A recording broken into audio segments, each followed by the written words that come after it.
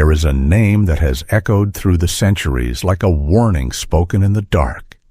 A name that conjures fire and marble, music and blood, the smell of incense in a palace corridor, and the distant sound of a city beginning to burn.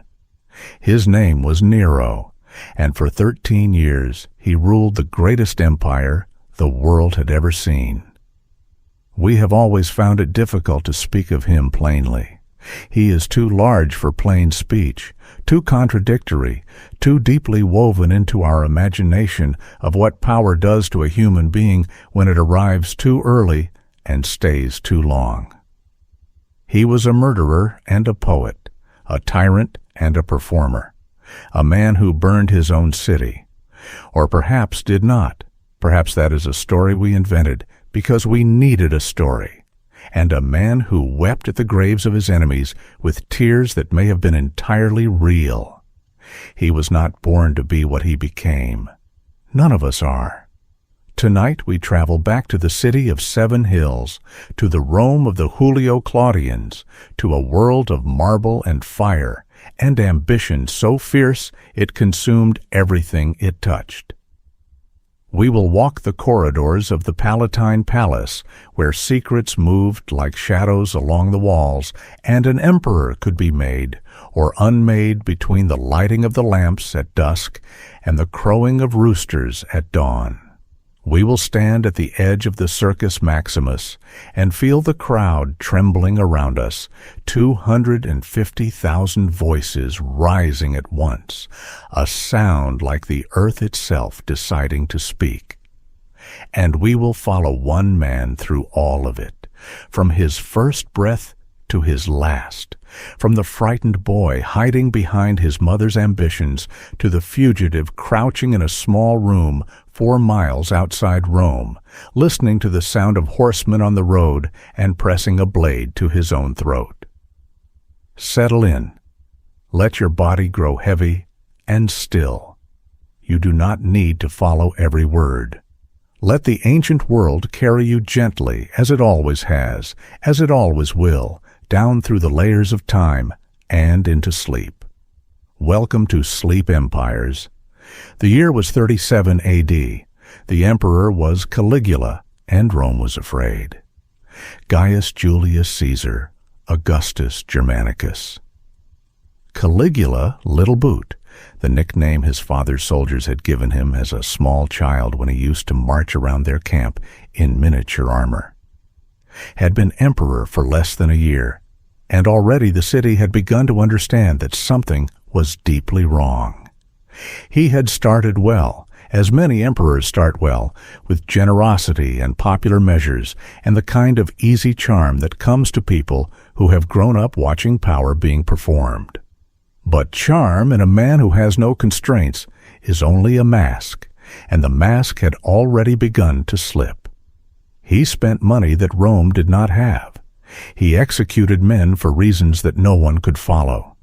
He made his horse a consul, or so the stories said, though whether this was true or a metaphor or a joke that history forgot to explain, no one can say. He moved through the palace like a man who had decided that the rules of ordinary life simply did not apply to him, and he was correct in the most terrible sense. They did not. Into this Rome, on the 15th day of December, 37 A.D., a child was born. He was born in the town of Antium, on the coast south of Rome, where the sea air was clean and the sound of the water made it easier to sleep.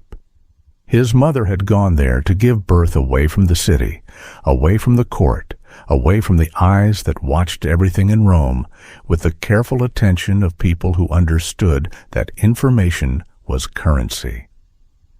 The child was small and pale, with fair hair and eyes of an unusual blue, the color of winter sky over the Tiber. His mother held him and looked at his face, and the ancient writers tell us, though we cannot know if this is memory or mythology, that she whispered something dark, that any child born of her and of his father could only be a curse to the world and a shame to herself, Whether she said those words or not, history would eventually decide that she had been right. His name in those first years was Lucius Domitius Ahenobarbus. He was the son of Gnaeus Domitius Ahenobarbus, a man whose name appears in the historical record trailing a long shadow of contempt. The ancient writers, Suetonius, Tacitus, Cassius Dio, describe him with a precision that suggests genuine dislike. He was vicious in small ways and large. He had once, for no reason that anyone could determine, run down a small child with his chariot in the middle of the Appian Way, simply because he could, and the crowd had parted and let him pass. He had gouged out the eye of a Roman knight in the Forum for disagreeing with him in an argument. He had killed a freedman for refusing to drink as much as Ahenobarbus wanted him to drink at a dinner party. These are not the stories of a monster in the grand theatrical sense. They are the stories of a man who had been given too much power, too young, and had never developed the habit of imagining that other people had feelings worth considering. This was the father. The mother was something else entirely. Julia Agrippina, known to history as Agrippina the Younger, was the daughter of Germanicus, the great general, the beloved hero, the man whose early death had sent Rome into mourning that lasted for years, and the granddaughter, through her mother, of the Emperor Augustus. She carried in her veins the blood of the founding dynasty of the Roman Empire. She had grown up in a court where the distance between a senator and a corpse was sometimes measured in days, where alliances shifted like sand under water, where her own mother had starved to death in exile, and her brothers had been murdered by the imperial household in which they had been raised. She had survived all of it, and in surviving she had learned things that could not be taught in any school. She had learned to watch. She had learned to wait. She had learned that in Rome, the most dangerous move was always the one that came before the move anyone was watching for. She had learned that beauty was useful, but intelligence was more useful, and patience was the most useful thing of all. She was 22 years old when her son was born. She was already, by any measure, one of the most formidable people in Rome. The child's father died when the boy was 3 years old. The cause was officially illness. Rome, by that point, had learned to accept official causes of death without asking too many questions. The inheritance was seized by Caligula, who had become emperor in the meantime, which left Agrippina without the fortune she had counted on, and the boy without the protection that a wealthy father's name might have provided. She adapted. She always adapted.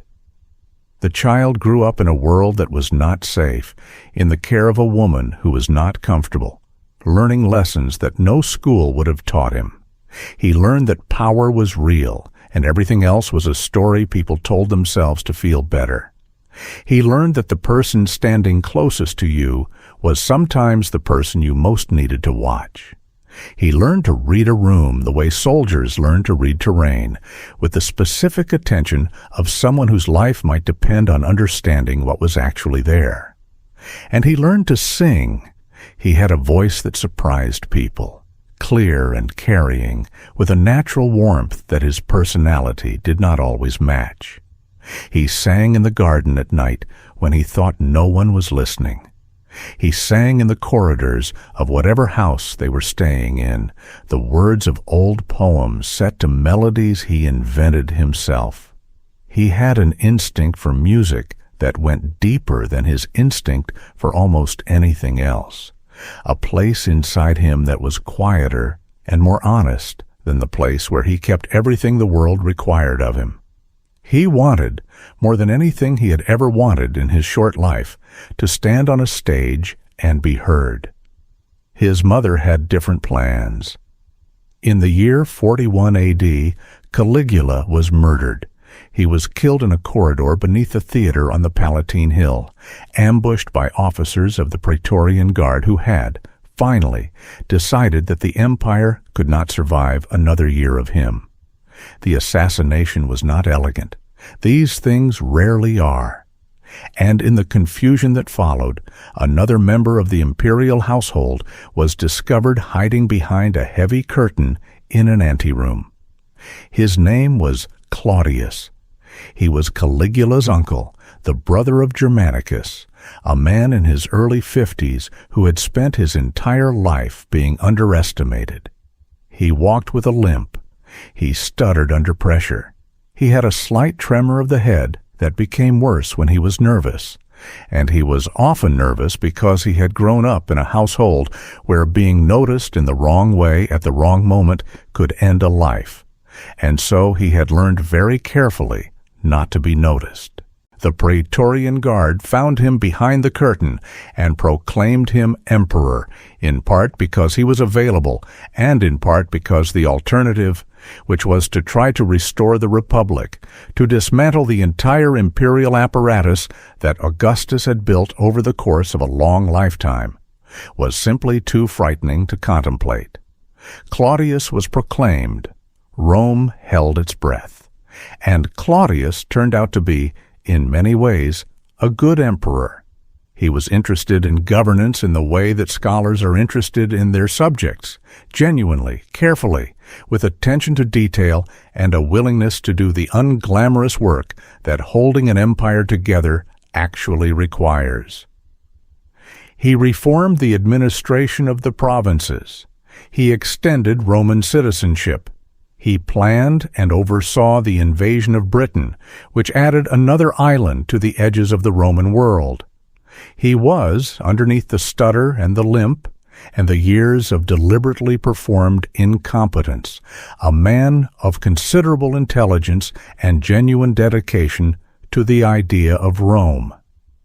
But he was also lonely, profoundly, helplessly lonely in the way that people are lonely when they have spent their whole lives performing a role that kept them safe but kept them isolated, when they have never quite been able to tell who liked them for themselves and who liked them for what they represented. Agrippina understood loneliness. She had spent years cultivating an understanding of it, the way a physician cultivates an understanding of disease. Not to suffer from it, but to know how to use it. She was Claudius's niece. Marriage between an uncle and a niece was not Roman custom. It required a special act of the Senate, a formal declaration that this particular union, in these particular circumstances, was permitted.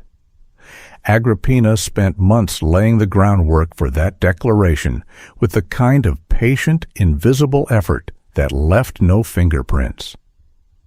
She worked through allies, through mutual friends, through carefully placed conversations, and strategically timed appearances at the right dinners and the right ceremonies. In 49 A.D., Claudius married his niece Agrippina. She was now Empress of Rome. She had her own portrait on the coins. She appeared beside the emperor at state functions. She received ambassadors from foreign kingdoms. She was, in every visible sense, the most powerful woman in the empire. But she was not satisfied. She had not done all of this for a title. She had done it for a dynasty. She had done it because she had a son, and she intended that son to sit on the throne of Rome, and the only way to ensure that was to place herself close enough to the throne to push him onto it when the moment came. Claudius had a son of his own. His name was Tiberius Claudius Caesar Britannicus, and he had been born to Claudius's previous wife, a woman named Messalina, who had been executed for treason, for planning to overthrow Claudius himself, or so the official story went. Britannicus was a quiet boy, gentle and thoughtful, with his father's intelligence and something of his father's sadness. He was the natural heir to the throne.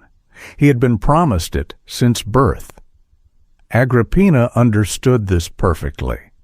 She also understood that a promise made to a child in peacetime was worth exactly as much as the power of the person standing behind the child. and the person standing behind Britannicus was, increasingly, no one.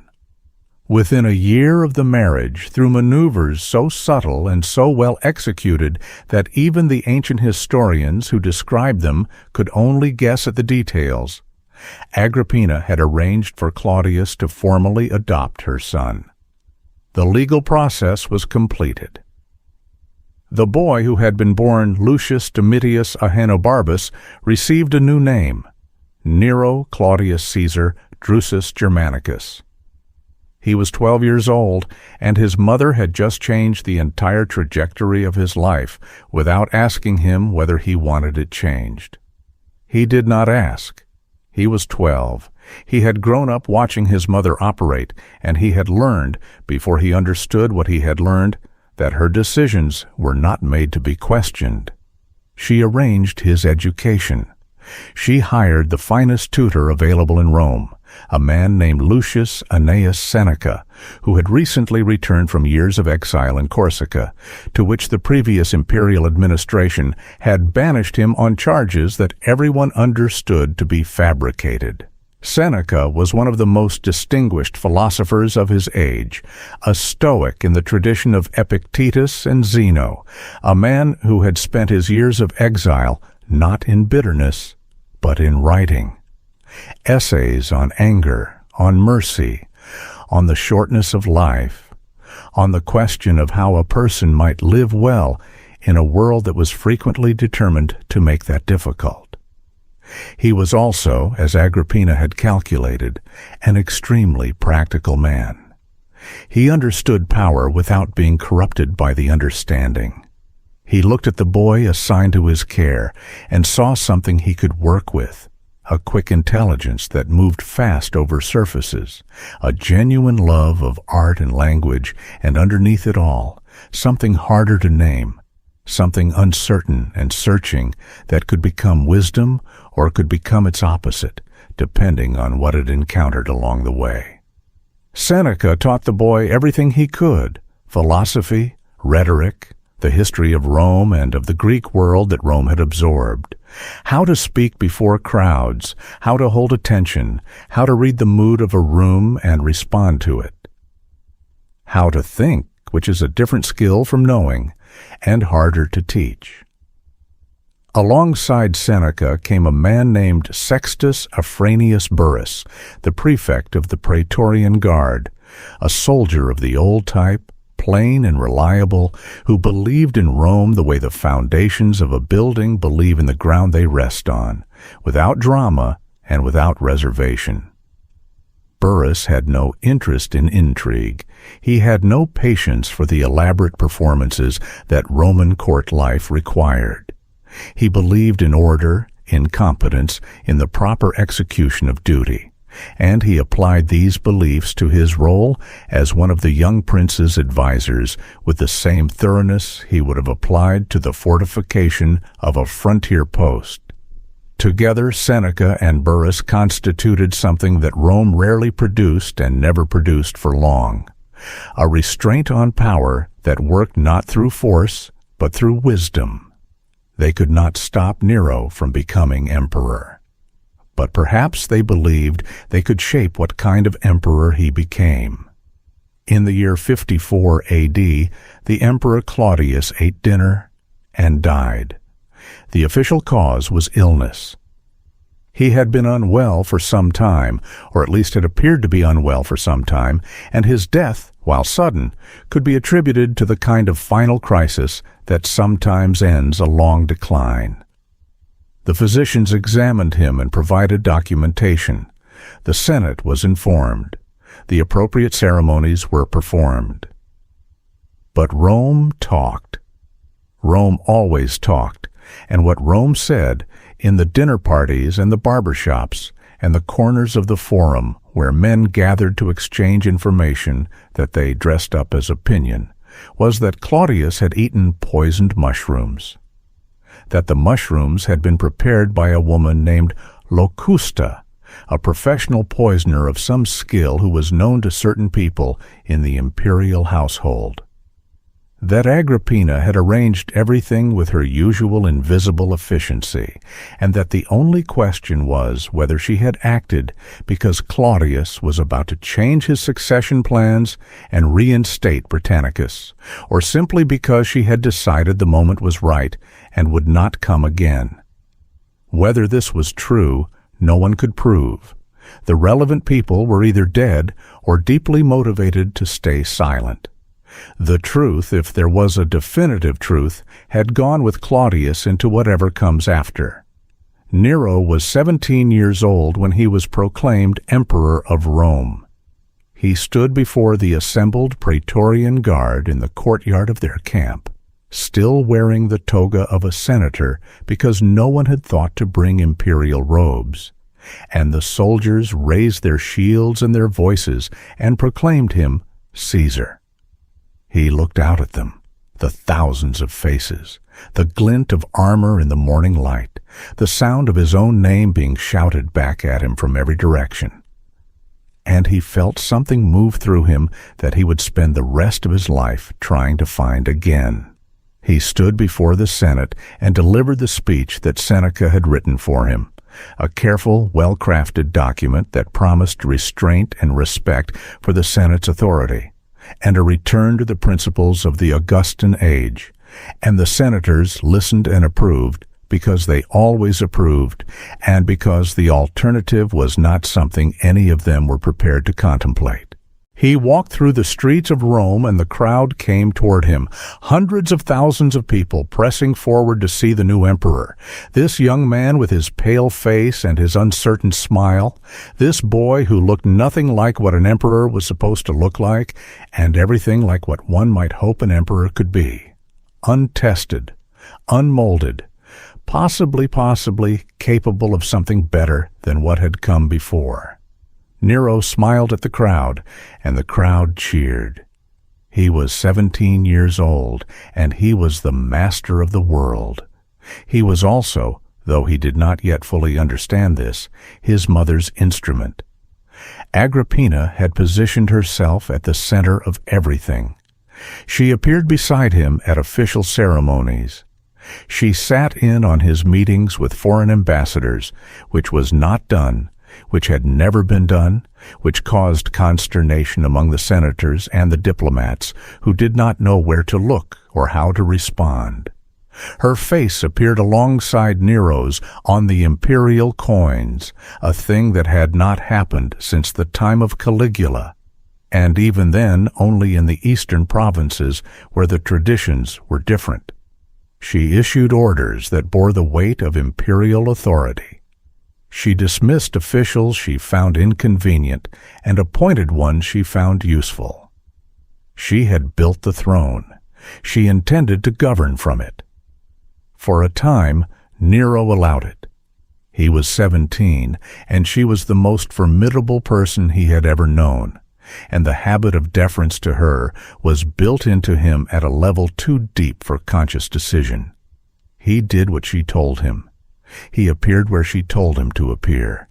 He said what she told him to say. But Seneca was there, steady and watchful, noting what worked and what didn't, and offering quietly the philosophical framework within which a young man might begin to think of himself as something other than a tool. And Burrus was there with his soldier's directness, occasionally pointing out that certain arrangements were unusual and perhaps worth reconsidering. And Nero himself was there, growing, changing, accumulating experiences that added up over time to something resembling a self. In those first years, before the darkness arrived, Rome flourished in ways it had not flourished under the later Julio Claudians. Taxes were reformed. The punishment of provinces that had been abused by corrupt governors was carried out with something like actual justice. The Senate was consulted on matters it had not been consulted on in years. Trade moved freely. The grain arrived. The roads held. These years were called later the Quinquennium Neronis, the 5 good years of Nero. The name was given in retrospect by people who knew what came after, who needed a way to mark the boundary between the time when things had been possible and the time when they had stopped being possible. At night, when the official business of empire was finished, Nero went out. He went out in disguise. He put on plain clothes, the kind of clothes a merchant's son or a lower-rank soldier might wear, and he took a small group of friends, not advisors, not politicians, but young men of the kind who find the spaces between the official world and the unofficial world comfortable to inhabit. And he went out into Rome. He went to the taverns along the Via Sacra, where the wine was cheap and the conversations were unpredictable. He went to the theaters in the less respectable districts, where the performances were rougher and more honest than anything staged for aristocratic audiences. He got into fights occasionally, the kind of pointless altercations that happen when young men drink, and the night is long, and he laughed about them afterward, and had his servants pay for any damage. He was, in those nights, something like happy. He also fell in love. Her name was Claudia Acte. She was a freedwoman, a former slave technically, though the ancient world's categories of personhood were complicated enough that the label explains less than it seems to. She was dark-haired and intelligent and quick with language, and she laughed at things that the people around Nero in his official life did not laugh at. And she asked him questions about himself that no one else thought to ask. He loved her, not the performed, negotiated, politically calculated version of affection that constituted official Roman aristocratic marriage. He loved her the way that young men love when they encounter, for the first time, someone who seems to see them clearly and like what they see. Agrippina was furious. She came to her son and told him what he was doing was beneath him, that a freedwoman was not a suitable companion for an emperor, that he had a wife, Claudia Octavia, the quiet, formal daughter of Claudius, who had been betrothed to Nero before Claudius died, and who represented exactly the kind of dynastic alliance that justified the position the family now held. That he would end this association immediately and conduct himself with appropriate dignity. Nero told her no. He told his mother for the first time in his life that he would not do what she said. It was a small thing in one sense, a personal matter, a question of who a young man spent his evenings with. But in the architecture of their relationship, it was an earthquake. It was the first clear sign that the foundation she had built her plans on was not as solid as she had believed. She tried other approaches. She threatened, she schemed. She attempted to use her own connections within the court to create problems for Acte, to surround Nero with people who would counsel him against the relationship, to make the association inconvenient enough that he would abandon it simply to make the inconvenience stop. He did not abandon it. Instead, he began to push back in other ways. He moved Agrippina out of the main palace complex, a symbolic diminishment of her position that would have been invisible to anyone outside the court, but that everyone inside the court noticed immediately and understood completely. Her access to him became more restricted. The officials who reported to her found themselves reporting increasingly to others. The contest between them would go on for years, escalating slowly through moves and countermoves, through the kind of low-intensity conflict that is particularly exhausting because it never fully resolves and never fully stops. In the meantime, another woman appeared. Her name was Poppaea Sabina. She was the wife of Marcus Salvius Otho, one of Nero's closest friends, a man of considerable charm and moderate substance, who had attached himself to the emperor the way such men always attach themselves, with genuine affection and impeccable timing. Poppaea was described by every writer who saw her as simply the most beautiful woman in Rome.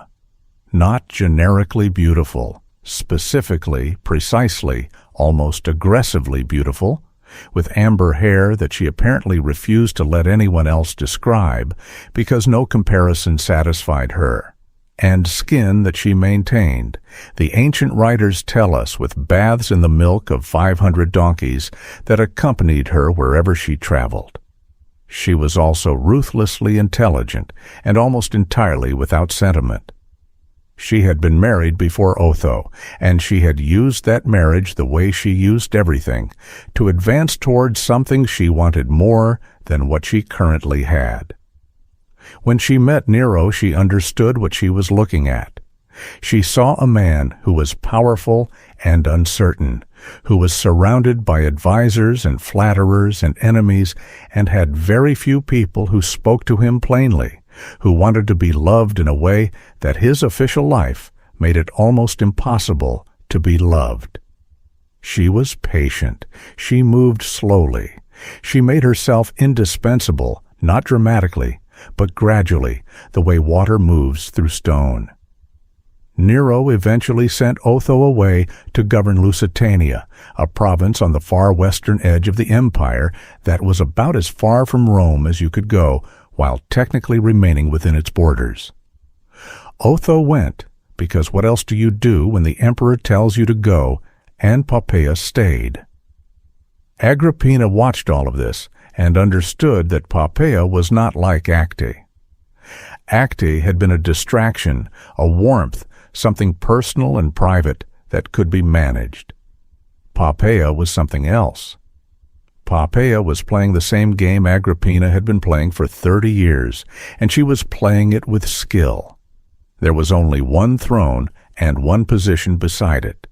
The question was, which woman would still be standing when everything else fell away?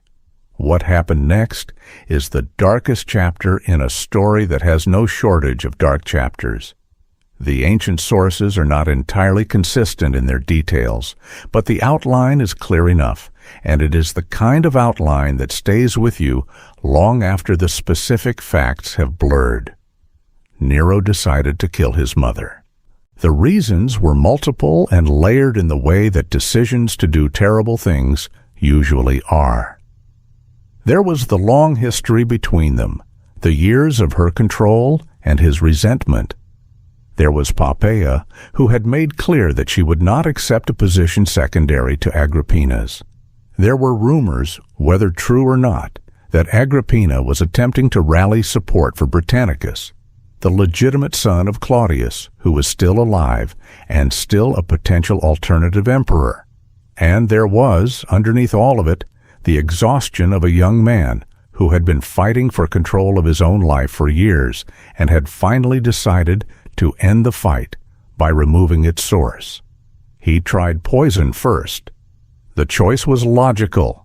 Rome had centuries of accumulated expertise in poison, and the imperial household had, as we have noted, a professional relationship with a woman named Locusta, who was acknowledged to be among the best in the field. The poison was prepared and administered through channels that Agrippina would not notice, in doses that were meant to look like illness. Agrippina survived. She had, the ancient writers suggest, spent her entire life in an environment where poison was a constant background risk, and she had taken precautions, habitual, routine precautions that had become second nature long before she had any specific reason to take them. She recognized when something was wrong with her body, and she treated it, and she recovered, and she appeared at her usual functions, and if she understood what had been attempted, she said nothing. Nero tried again. Again, she survived. A third attempt. Survival. He changed his approach. He invited her to his villa at Baiae, on the beautiful curved bay south of Naples, where the wealthy Romans built their pleasure houses, and he received her warmly, with the apparent ease and affection of a son who had come to peace with a complicated relationship. They had dinner. They talked.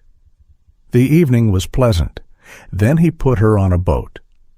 The boat had been specially constructed with a concealed mechanism in the ceiling of the main cabin. A panel weighted with lead designed to fall on whoever was sitting below it when a hidden trigger was activated. There was also in the hull a section that had been weakened so that the boat could be made to sink on command.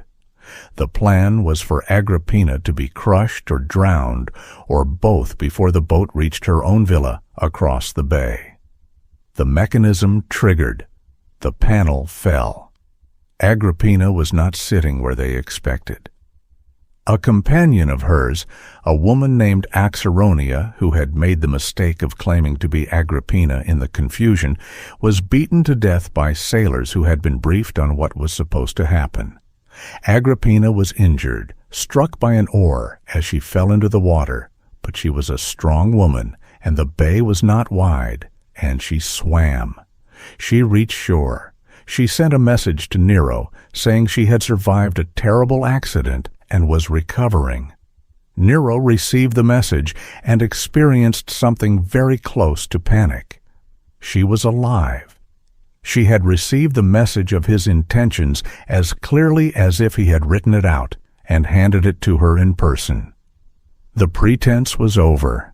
The elaborate indirection he had been hiding behind was gone. There was nowhere left to go except forward. He sent men with swords. They crossed the bay in the dark. They went to the villa where Agrippina was resting. The ancient writers tell us that she heard them coming and understood immediately why they were there. She had lived long enough in close enough proximity to power to recognize the sound of that particular arrival.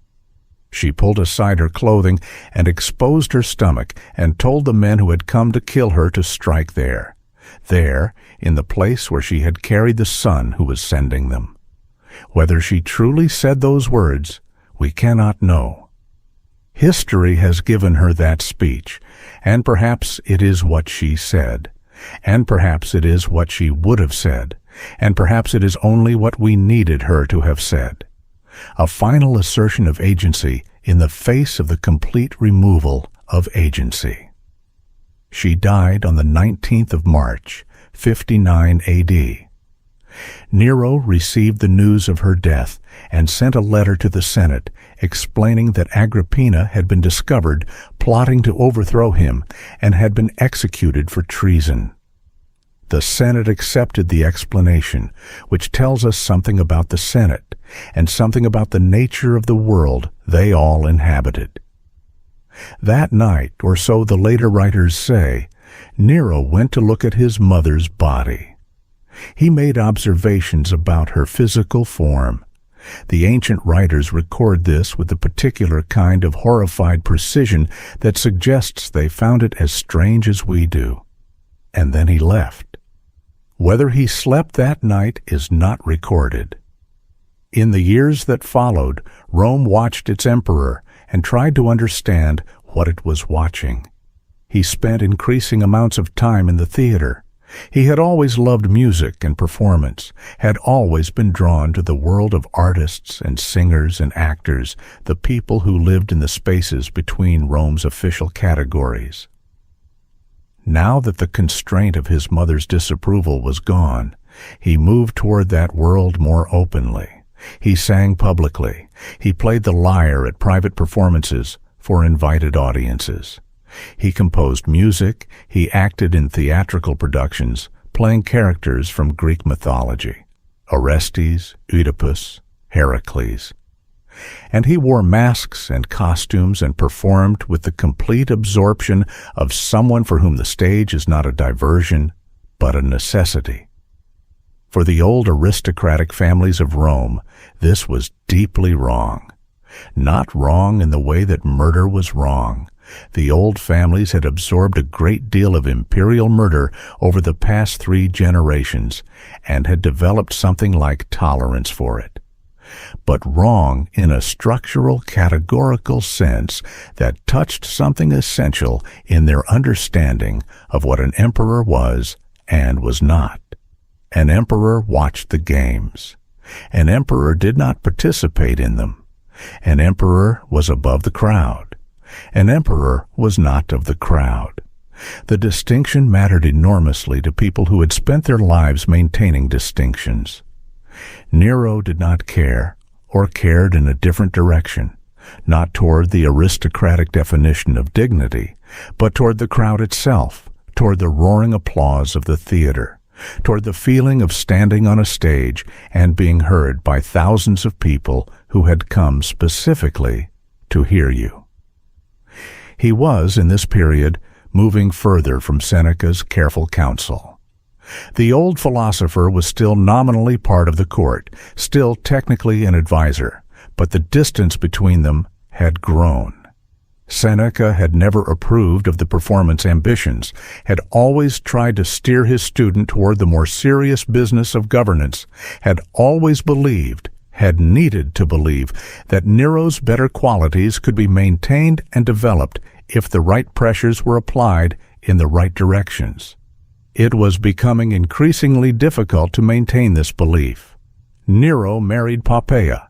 He divorced Octavia, sending her into exile on the island of Ponza, then had her executed when the people of Rome protested her exile with a loudness that alarmed his advisers. He silenced those advisers and replaced them with others who were less inclined to say things he did not want to hear. He spent money with the easy extravagance of a man who has never had to think about where money comes from. The empire still ran. The legions still held the frontiers. The Parthians were negotiated with. Britain was governed. The grain kept moving from Egypt to the city. The endless, essential river of food that kept Rome's population alive and kept the political order stable. These things happened because they had been built to happen, because the systems Augustus had spent a lifetime constructing were robust enough to function even when the man at the center was paying attention to other things. But something was building, something that no system had been built to handle.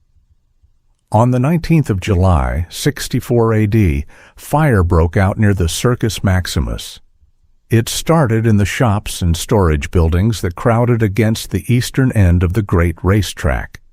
Wooden structures packed with oil and grain and cloth and wood accumulated over generations of commerce in one of the most densely built districts of the most densely populated city in the Western world. The summer had been long and dry. The wind was moving. Within hours, the fire had become something different from a fire. It moved through the narrow streets of Rome with a speed that no one was prepared for, jumping from building to building, following the paths of wind and wood and stored fuel. Finding the old structures that had been built before Rome was rich enough to care about building codes and burning through them like they were made of paper. The stone houses slowed it, but did not stop it.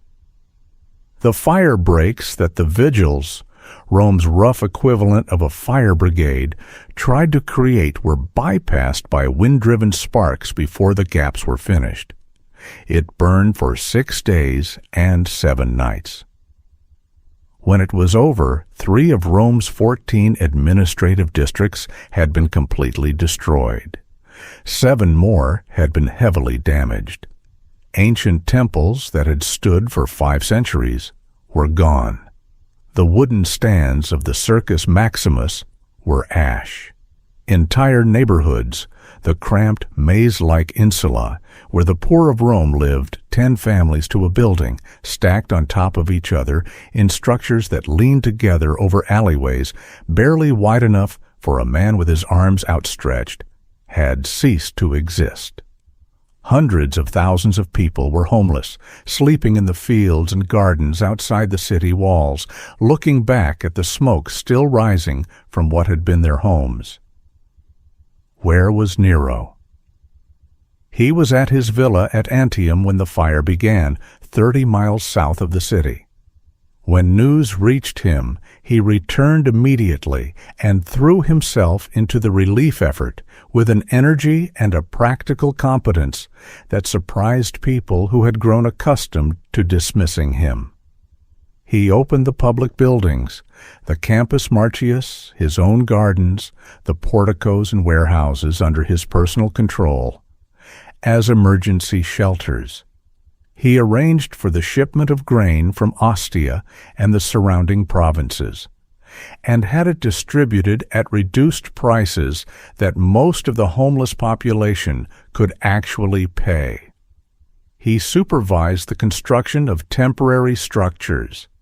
He gave specific, detailed instructions about the management of the disaster that showed, if nothing else, that the years of Seneca's tutoring had left him with some understanding of the actual machinery of governance.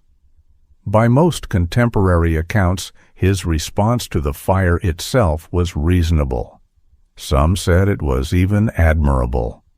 But the rumors had started before the ashes cooled.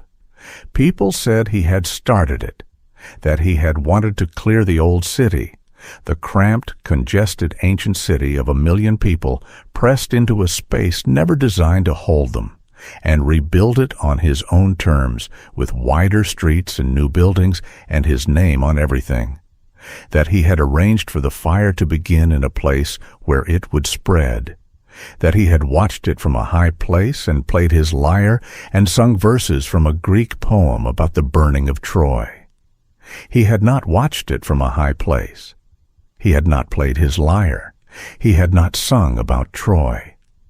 These things, most modern historians agree, are stories.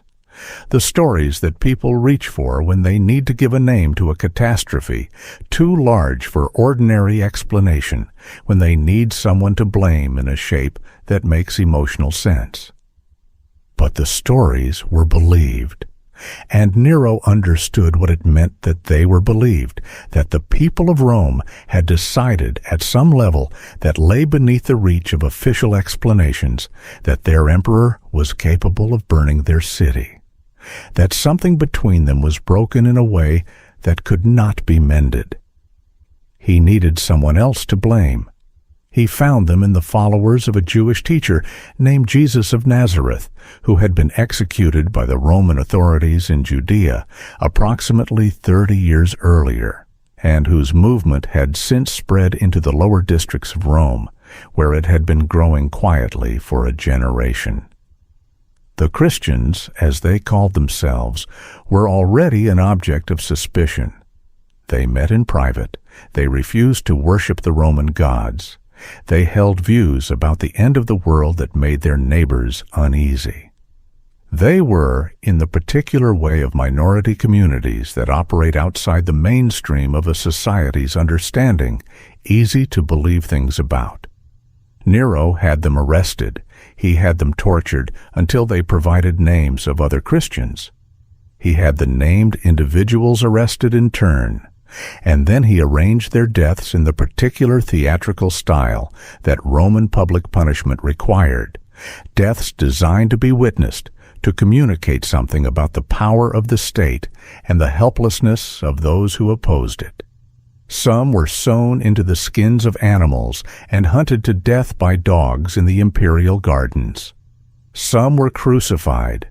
Some were wrapped in flammable materials, set on fire, and used as human torches to light the gardens at night, while Nero moved through the illuminated paths on his chariot, presiding over a spectacle that even people who had seen a great deal of Roman public violence found difficult to watch without feeling that a line had been crossed. Rome watched and said nothing official. But Rome also felt something that could not be entirely suppressed, a kind of nausea, a sense of excess, of proportion violated in ways that left an aftertaste that no amount of official justification could clean away. In the ruins of the burned districts, Nero built. He built himself a palace that covered, by various ancient estimates, between 100 and 300 acres of the most valuable land in the center of the most valuable city in the world. He called it the Domus Aurea, the Golden House, and the name was not a metaphor. The walls were covered in gold and mother-of-pearl and carved ivory. The ceilings of some rooms were fitted with rotating panels that could scatter flowers or spray perfume down on the guests below. The main dining room rotated continuously, day and night, on hidden machinery designed to simulate the movement of the heavens. The gardens had lakes and forests and vineyards. At the entrance, overlooking everything, stood a bronze statue of Nero himself, 120 feet tall, taller than anything Rome had ever built, in honor of a living man. When he walked through the completed palace for the first time, Nero is said to have looked around at all of it, at the gold and the marble and the endless space, and to have said with apparent satisfaction that now he was beginning to live like a human being. The people of Rome, rebuilding their houses in the compulsory new street grid he had imposed on the rebuilt sections of the city, looked at the palace rising behind its walls and felt something that the Latin language did not have an adequate word for. Poppaea died in the year 65 A.D. The circumstances were disputed from the moment they were announced and have been disputed by historians ever since. The official account was illness connected to a difficult pregnancy. She had been carrying their second child. But the ancient writers, Tacitus chief among them, writing with the particular controlled anger that characterizes his account of the Neronian period, record a different story. They say that Nero, returning from a chariot race, found Poppaea in a mood that escalated into argument, and that in the argument Nero kicked her, and that she died from the injury, and that the child died with her. Whether this is true is not at this distance knowable, but Tacitus believed it, and Tacitus was a careful and skeptical man who did not record things he did not believe. Nero mourned Poppaea in a way that struck all observers as simultaneously genuine and deeply strange. He had her body embalmed in the Eastern fashion, in a coffin filled with spices, rather than cremated in the Roman way. He had her deified, declared officially a goddess by the Senate, which the Senate approved because the Senate had learned to approve things. He composed poems about her that he performed publicly to audiences who sat in silence listening to the emperor grieve. He found a freedman named Sporus who happened to resemble Poppaea closely enough that the resemblance was not, in Rome in the 60s A.D., unremarkable, and he had Sporus castrated and dressed in Poppaea's clothes and kept near him. The grief was real. It was also the grief of a man who had broken beyond the reach of ordinary human regulation, for whom the boundaries between feeling something genuinely and performing a feeling had become impossible to locate. He married again, a woman named Statilia Messalina, whose previous husband he had had executed to make the marriage possible. She was wealthy and well-connected, and had, presumably, few illusions about her situation. The empire continued to function.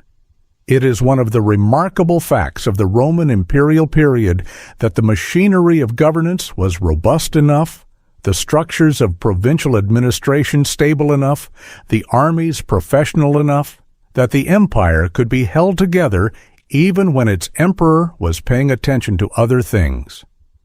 This is, perhaps, the monument to Augustus's genius that gets the least acknowledgment, not the buildings he raised or the wars he won, but the system he built that was strong enough to outlast its own creators by several generations. But things were fraying at the edges in ways that the center could not yet see. In 65 A.D., a conspiracy was uncovered. It gathered around the name of Gaius Calpurnius Piso, a wealthy, popular senator of aristocratic lineage who had the kind of surface attractiveness, handsome, generous, good at conversation, that makes people project their aspirations onto a person who may not entirely deserve them. Around Piso had assembled a group of senators, praetorian officers, and at least one prominent writer, Lucan, the poet nephew of Seneca, whose relationship with Nero had soured over questions of literary precedence that seemed small from the outside and loomed large to both of them, who had concluded that Rome needed a different emperor. They planned to kill Nero at the Circus Maximus during the games, where he would be surrounded by crowds, but where the normal precautions might be harder to maintain. They had people in position. They had discussed what would happen after. Someone talked. It is always someone who talks. The conspiracy was reported to Nero through the particular channels by which such information traveled, and Nero received the information with the focused, dangerous attention of a man who has been afraid of exactly this for years and is not at all surprised to have his fears confirmed. What followed was a purge of a scope and thoroughness that Rome had not seen since the time of Tiberius, and perhaps had not seen even then. Nero moved through the senatorial and equestrian classes of Rome like a man who had been told the truth about the world and could not stop seeing it everywhere, in every face that did not smile quite quickly enough, in every hesitation before a bow, in every piece of information that arrived slightly later than it should have. He arrested the obvious conspirators, and then the people connected to the obvious conspirators, and then the people connected to those people, branching outward through the networks of Roman social life with a thoroughness that owed more to anxiety than to evidence. The trials were brief. The sentences were death or exile, which was sometimes a mercy and sometimes a longer version of death. Men who had served Rome for decades, soldiers, statesmen, philosophers, received messages from the emperor and understood immediately what the messages meant. Seneca received his message. He was in his house on the outskirts of Rome in the company of his wife and a few close friends. The messenger arrived and delivered the emperor's words of apparent regret, of formal gratitude for years of service and of instruction. Seneca responded with the composure that he had spent a lifetime cultivating in his writing, and now had the opportunity to demonstrate in fact. He embraced his wife, who wished to die with him and whom he persuaded to live. He opened the veins of his wrists. The blood came slowly. He was old, and the old do not bleed as freely as the young. And he dictated to his secretaries while the life drained out of him, trying, even at the end, to put things into words that might be useful to someone somewhere in the future. He died as the Stoics believed a person ought to die, without drama, without self-pity, in the full awareness of what was happening and the full acceptance of it. Lucan died. His mother Acilia was spared, which is recorded in the sources, with the particular lack of comment that sometimes carries more weight than comment. Piso died. Others died. A great general named Gnaeus Domitius Corbulo, who had won the most brilliant victories of the age in the East, who had fought Rome's wars with skill and loyalty for decades, was summoned to meet the emperor in Greece. When he arrived and assessed the situation, he drew his own sword and fell upon it. His last word, by the account that has survived, was the Latin axios, worthy. Whether he meant that he was worthy of a better death, or that the act itself was worthy, or that Rome had once been worthy of better than this, no one stayed to ask. The purge continued, and then gradually, exhaustedly, slowed. Rome settled back into a watchful, frightened silence. People spoke carefully around people they did not entirely trust, which by this point was nearly everyone. The empire still stood, the walls still held, the grain still came, but something had changed that could not be changed back. In the spring of 68 AD, a man named Servius Sulpicius Galba, governor of the province of Hispania Tarraconensis in northern Spain, declared himself the legate of the Senate and people of Rome.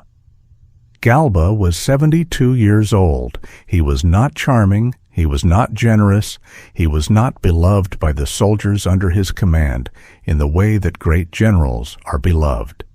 He was rigid and severe, and had the kind of personality that inspires respect the way a cold day inspires respect, out of necessity rather than affection. His military record was solid but not spectacular. He had no particular claim to the throne except one. He was there, and he was willing. And in 68 AD, it turned out that being there and being willing was enough. Because the moment Galba raised his standard, the question that had been forming in the minds of senators and soldiers and provincial governors for years, the question that had not been spoken aloud, because speaking it aloud was treason, but that had been present as a kind of constant low vibration in every conversation about the state of the empire, finally became a question that could be asked. If not Nero, then who? The Praetorian Guard, the soldiers whose only purpose and only identity was the defense of the emperor's person, whose entire existence was organized around the principle of loyalty to whoever held the throne. The Praetorian Guard began to discuss things they were not supposed to discuss. The discussions became consensus, and the consensus became action, and one morning Nero woke in the palace and found that the night watch had not been replaced. He walked through his palace calling for people. No one answered. He sent for servants. No one came. He ran from room to room in the enormous golden house that had been built to make him feel like a human being, and found in every room the same profound and unanswerable silence, the silence of a building that has been abandoned by everyone who understood that the time had come to be somewhere else. He left Rome in the dark, in a small group, riding north on the Flaminian Way. He had no plan. He had nowhere to go. He was 30 years old, and he had been emperor of Rome for 13 years, and he had nowhere to go. A freedman named Phaon offered a villa on the road, 4 miles north of the city. They went there. They went in through a hole in the fence rather than the gate, because the gate might be watched. They found a small, low room at the back of the property. They went in and pulled the door closed. Nero could hear distantly the sound of riders on the road. He asked someone to dig.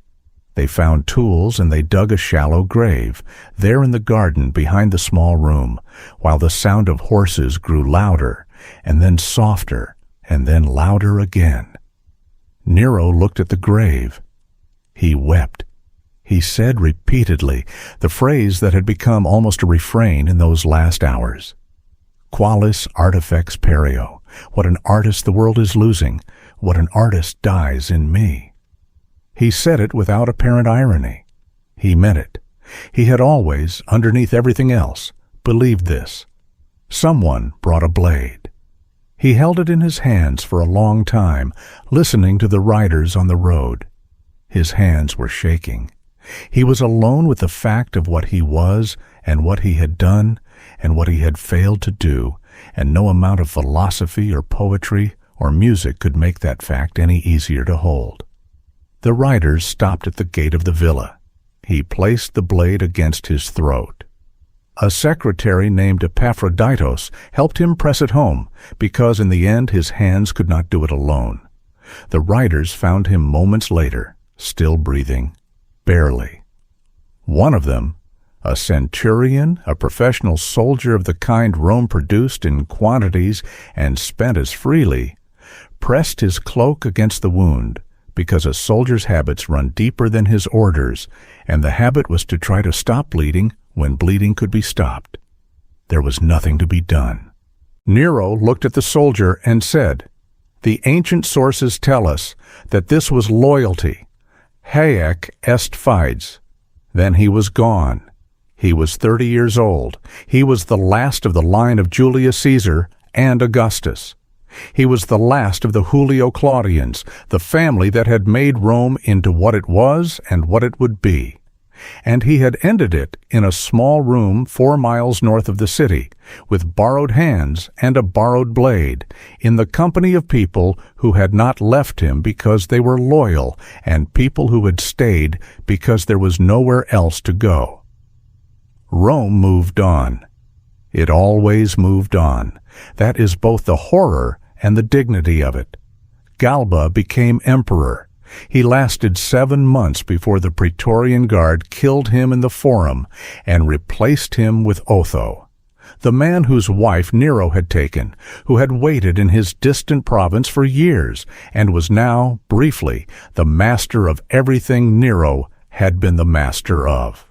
Otho lasted 3 months before the armies of the Rhine declared their own general, Vitellius, emperor, and Otho fell on his sword rather than fight a civil war that would cost thousands of lives to determine which of 2 men neither of them had asked to be would hold a title that seemed, by that point, to be doing something to everyone it touched. Vitellius lasted 8 months. Then a general named Vespasian, who had been fighting Rome's wars in Judea when all of this began, brought his armies home and became emperor and founded a new dynasty, and the year of the 4 emperors ended, and something different began. The Domus Aurea was stripped. Its art and its gold were removed. Its rooms were filled with rubble and built over. The Colosseum, that vast and terrible monument that Rome would use for another 400 years, was built above part of it, and Nero's artificial lake was filled in to provide the foundations. The colossal statue at the entrance was rededicated to the sun god, and the face was changed, and the name was changed, and over time the statue itself disappeared, though exactly when and how is not known. Everything that could be erased was erased. And yet the name survived. It always survived. You cannot erase a name that big, that complex, that morally troubling, in ways that refuse to resolve into simple lessons. In the eastern provinces of the empire, in the years after his death, the rumor spread that he had not died, that he had fled east to Parthia, to the old empire beyond Rome's reach, and that he would return. 3 men at different points over the following decades claimed to be him. Wandering, charismatic figures who gathered followers in the places where Nero had been loved, where he had toured and performed and been received with a kind of wildly disproportionate enthusiasm that suggested he had filled something in people that official Roman life had left empty. Each of them was eventually captured or killed. Each of them was believed for a time by people who needed to believe. The scholars call this the Nero redivivus legend. Nero reborn, Nero returned.